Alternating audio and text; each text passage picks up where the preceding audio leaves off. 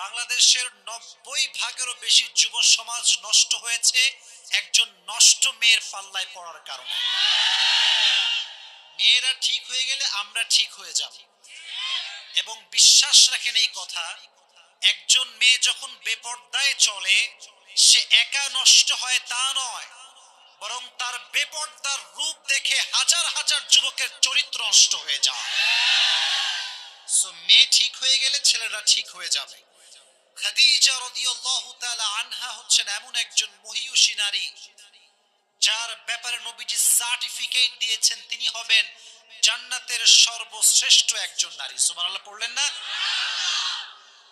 হাদিসে এসেছে হাসবুকা মিন নিসাইল আলামিন আরবা, মারিয়াম, আসিয়া, খাদিজা ও ফাতেমা।